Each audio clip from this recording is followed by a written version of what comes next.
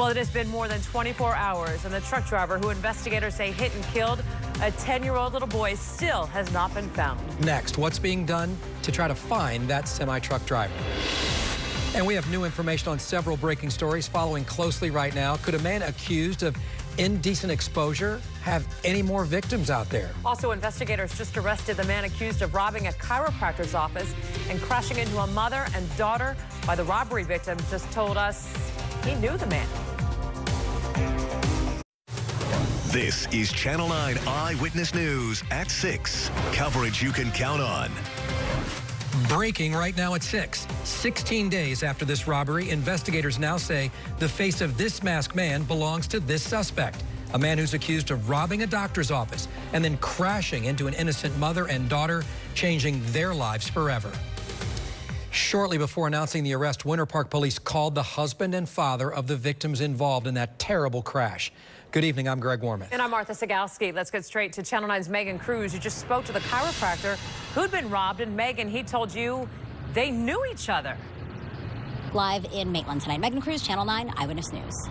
More than a day has passed, and the family of a 10-year-old boy will likely go to bed tonight not knowing who was driving the semi that hit and killed their little boy. That crash happened at 2:20 yesterday afternoon in Orange County.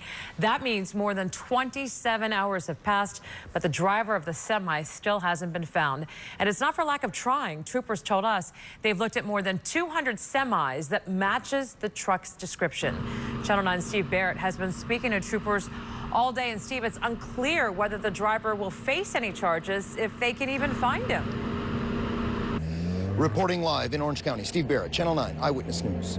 Breaking right now in Orange County, deputies just arrested a man who they say touched himself sexually in front of a 13-year-old girl. Channel 9's Samantha Manning is joining us live where this happened near East Colonial Drive and the North Econ Trail. This happened back in February, Sam. In fact, it was right near a middle school. All right, Darlene, thank you. Fights between neighbors are not uncommon, but some take it to when I say this, a whole new level. This is crazy. Next, we ask why this big fence was built, yes, right through a pool. And you don't want to miss part 2 of our special investigation into the so-called sugar babies. Next, what a UCF student told us happened when she stopped sending her sugar daddy pictures of her feet. Well, we'll see about that. Severe thunderstorms pushing into the western part of the Florida Panhandle right now. I'm tracking them and when they're going to bring out some rain and what to expect this weekend. Just ahead. Doppler 9 radar is driven by Toyota of Orlando and Toyota of Clermont.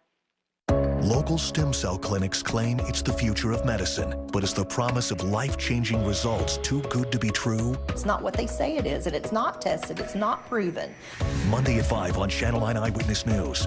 Action 9 investigates bold claims from an experimental treatment. What potential patients aren't being told about the unregulated procedure that can cost them thousands and possibly put them at risk. Monday at 5 on Channel 9 Eyewitness News. More than 1,000 UCF students are earning hundreds, even thousands of dollars from sugar daddies to help pay tuition as well as other bills. At 5 o'clock tonight, Channel 9's Lauren Seabrook spoke with a student who says a successful Orlando businessman pays her to accompany him to dinners with investors. And now another UCF sugar baby tells her arrangement with the sugar daddy got weird and obsessive. To be continued. So I want to make this clear. Both of the UCF students that we talked to said that if it got to a point of sex, they would not be involved at all. So that's very important to know, at least with the UCF students. But tomorrow, you're going to hear from that sugar daddy you just saw there, who says that sex is a part of it for him, specifically him, but let me tell you, he is very open and honest about this. So this is a really interesting conversation with him that you don't want to miss. He's been doing this now for 13 years. And Lauren, you asked Seeking Arrangement about its policy on sex. Right, and they told me that if anyone speaks about sex on the site, they will be banned. They said that because they are an online dating site, sometimes bad actors, as they call it, will try to use this as a platform for prostitution, but they say they have a customer support team working around the clock in 3 countries to prevent and address any of these situations. And we're doing the story to be clear because UCF is ranked almost at the top of sugar baby, sugar daddy arrangements. Second in the country, and UF and Florida State also on that list. All right. Thank you, Lauren. We'll look forward to your report tomorrow. Well, the main road for 8 Orlando neighborhoods could get a big makeover. New recommendations for Corinne and Virginia drives include limiting parking to one side of Corinne and shrinking Virginia to just 2 lanes total. Metro Plan Orlando has been studying this 2-mile stretch for 2 years, and there is a meeting at the Audubon Park School on May 1st to show neighbors all those recommendations. You can also see the full report and read it tonight. It's in the web link section right now on WFTV.com. This story is crazy. A neighborhood lot dispute has gone one step further. One owner put this fence, as you saw a second before, right through the other guy's yard. That's a garage right there. It's happening at Wadeview Park. Neighbors say both lots were owned by the same person, a house on each lot. He then sold them, and the new owner cleared the lots and built, well, one big house. But that owner went into foreclosure, and the lots were sold then, stick with me here, to 2 different people. Now this house is over the line, leaving neighbors scratching their heads, wondering what's next. That's crazy. Which side of the pool do you get, right?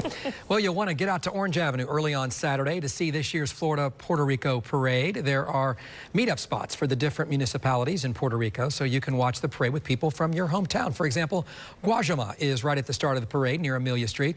Bayamón is near Robinson. San Juan is almost at the end of the parade near South Street. You can also watch live coverage right here on Channel 9 Saturday from noon until 2. And Martha, the forecast looks perfect. And Tom Terry, the rain's coming, though, before the parade. Yeah, well, this is tomorrow, so we've got time. Kind of clean things up a little bit. Yeah, we've got time to clean things up and get things dried out. 84 at the International Airport, 86 the high so far today, and beautiful evening coming up. And dry weather, an extended period of dry weather to take us through at least the first week of the month of May. 5-day forecast, weekend always in view, our Puerto Rican Day Parade.